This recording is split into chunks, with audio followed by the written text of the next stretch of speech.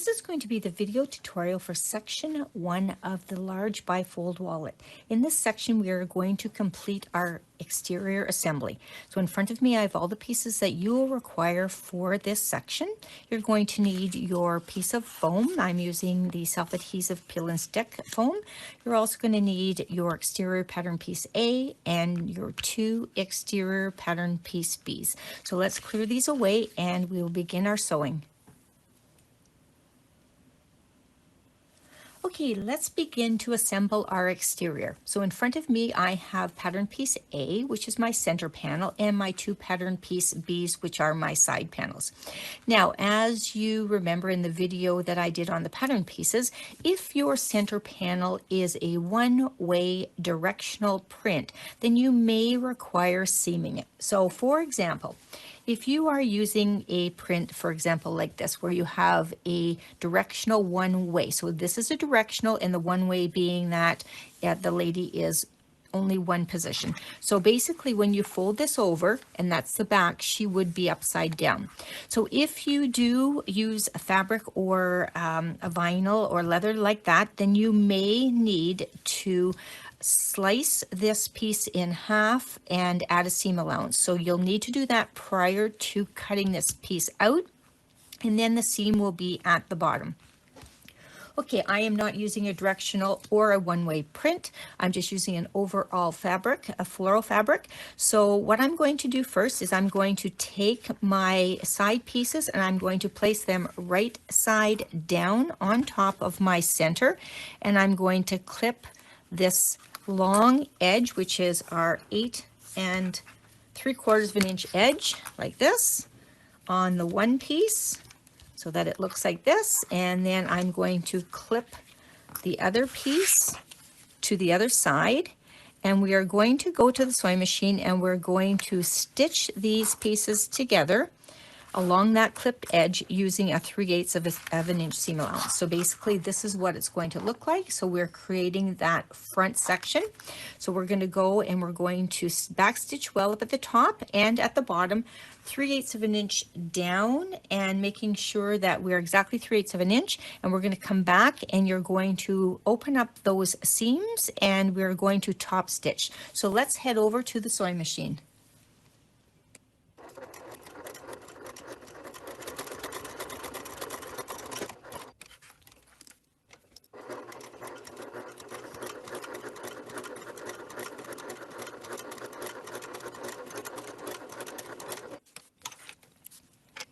So I've completed my stitching, as you can see. So I have connected my 2 sides to my center in that middle. Now what I want to do is I want to press open those seams. If you're using a leather or a fabric you could probably press here, but if you're using a leather, you could glue here. My vinyl is really springing back, so I'm actually going to apply a piece of double-sided tape, which I have done along all 4 of these edges. So I've just placed it along that edge of the wrong side. So what I'm going to do is I'm going to peel the paper off the double-sided tape. Now you don't have to do this if you don't want to. If you wish to just press the seams open and stitch from the right side without pressing them down, that's totally up to you. I like to have a nice crisp place to stitch. So I'm just kind of taking the edges of my hands and pulling that outwards like this and using my thumbs to press open those seams just like that, making sure that the double-sided tape is holding down. And then I'm going to take a poly roller and I'm going to roll those edges to make sure that they're well secured. I'm going to repeat that over on this other side, but basically what you want to do is you want to roll that right side as well. And you're now going to go back to the sewing machine and you're going to use a top stitching length, so a little bit longer, maybe a 4 or 5, and you're going to stitch on either side, so both sides actually of that seam. So you're going to stitch down the side and you're going to stitch down that side. I like to keep my stitching about 1/8 to 1/4 of an inch away from that seam. You don't want to be too tight, nor do you want to be too wide. So I usually stay within between the 1/8 and 1/4 based on my machine and where I have it aligned. Want to back stitch well at the top and at the bottom, and you want to do the same thing on this side. So what I'm going to do is I'm going to repeat the pulling of the paper off the double-sided tape, fold open my seam, and then we're going to head to the sewing machine again to do our top stitching.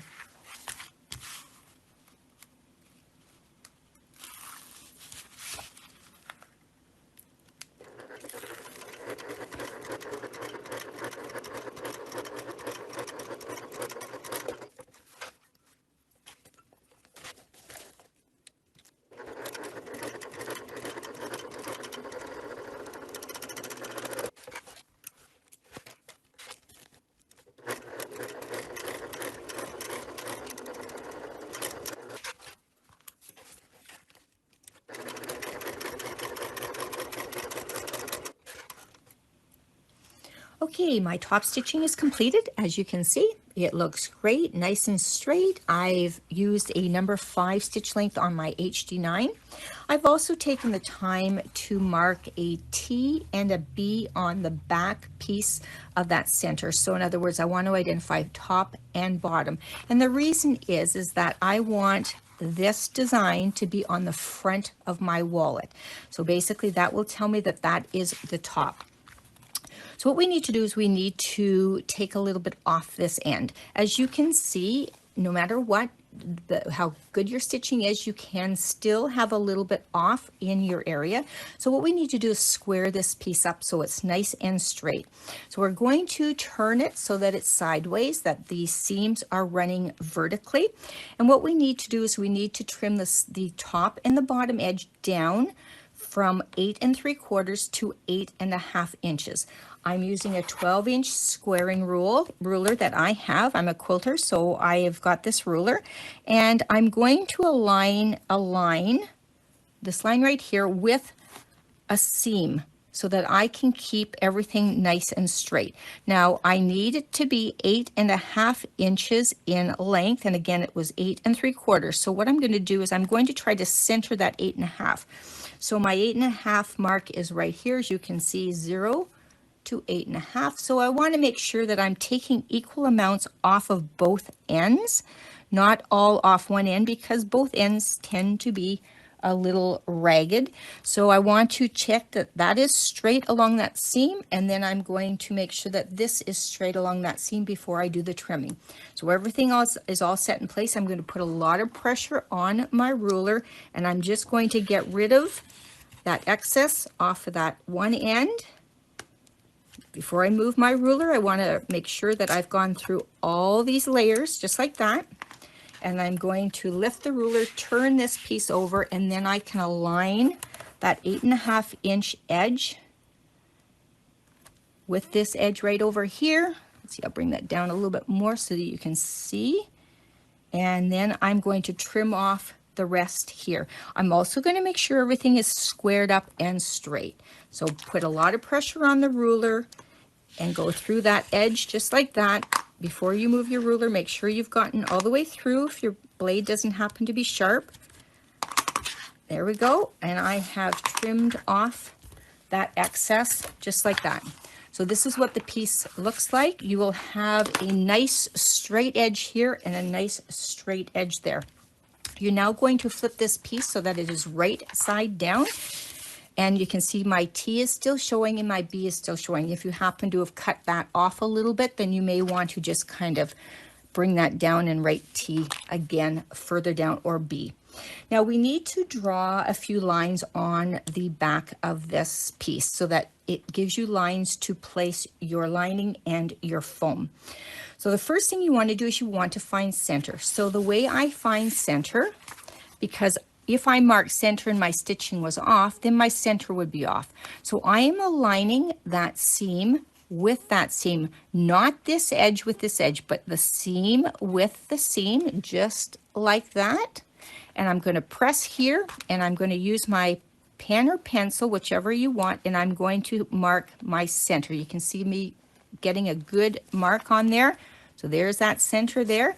I'm going to repeat that up on the other end. So your wrong sides are together and your seams are aligned, not your edges. And I'm going to place that pin in there and mark my center just like that.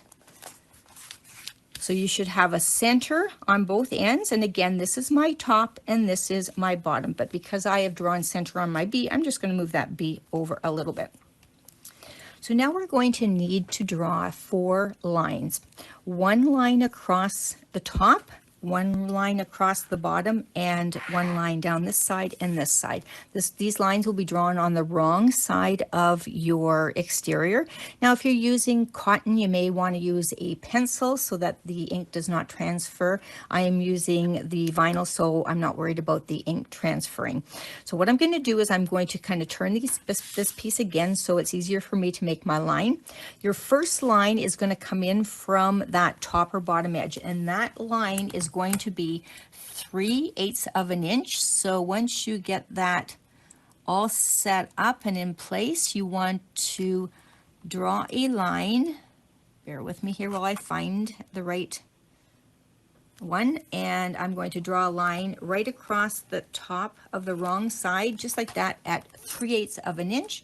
I'm going to swing that piece over so that I'm now working at the other edge, and I'm going to draw a line 3/8 of an inch in from that raw edge on this side, just like this. So you should have 2, 1 at the top and 1 at the bottom. The next line I'm going to do is I'm going to place my ruler on center, and I'm going to draw a line down this side at 3 3/4 of an inch. So let me just get my ruler set up. 3 and 1, 2, 3/4. So I want to align my center marks with the 3 3/4, just like that. And then what I'm going to do is I'm going to, that can't be right. There we go. Let's get that right here. I knew it was crooked. So we're going to align that, and then we're going to draw a line down here, just like that. And we're going to swing that around, and we're going to align this center with the 3 3/4. Make sure you got it right, and you can tell if you're crooked because this line right here will be crooked. So basically I'm going to align that one more time, and I am going to draw that line at 3 3/4 of an inch from center. So to recap, what I have done is I have drawn 4 lines. I'll turn this so that it's top up and bottom down. I have drawn a line across the top on the wrong side at 3/8 of an inch down from that raw edge. I've drawn a second line 3/8 of an inch up from that bottom edge, and I have drawn a line on this side 3 3/4 of an inch from that center mark, and from this center mark to this side 3 3/4 of an inch. These are all markings that are done on the wrong side of your exterior. They are there to help you center your lining piece so that you can fold everything over into position, and it also helps to center your foam. So now what we're going to do is we're going to place our foam onto the wrong side. So I'm just going to push that up and aside for now. This is my foam pattern, and this is my foam. Now I'm going to peel this paper off, and I'm going to set my foam in place on my exterior, but I would like my center marks to be perfect. So what I'm going to do is I'm going to place my pattern piece down. I'm going to mark center on the top and the bottom of this foam piece, not on the peeling paper side, but on the foam side. And same down here, like that. Now going to remove that out of the way, and I'm going to bring that piece back again. And what I want to do is I want to place this foam down so that the sticky side is to my wrong side of my exterior, and I want to align that line with this line and that line with that line, making sure everything is nice and square. Once I know that I am nice and straight, I'm going to peel back approximately 2 inches of paper off the back of my foam, and I'm just going to fold that down. And I'm going to center, I'm going to kind of turn it a bit sideways here. I'm going to center that line of my foam and just gently place that into position to make sure that everything is nice and squared. And before I go ahead and press on this, unroll it, I want to make sure that I am aligned down here, just like that. Okay, and now what I want to do is I want to make sure that everything is nice and square, everything is even, and then I'm going to go ahead and I'm going to pull off a little bit of paper at a time, pressing along that foam, just like this, to make sure that I get no bubbles in there at all. And then I'm going to get to the bottom and I'm going to make sure that everything is nice and even. I'm going to flip this piece over and I'm going to poly roll it from the right side to make sure that I get all the bubbles out if I have got any bubbles at all. Now remember, if you are using a self-adhesive foam, you will have to glue this in position. I like my foam to be glued or adhered to my exterior, because when you fold that over, you don't get any kind of buckles or anything like that. So basically that completes the exterior assembly. So what you're going to do is you're going to set that aside now, and we're going to continue with section number 2, which is going to be our credit card assembly.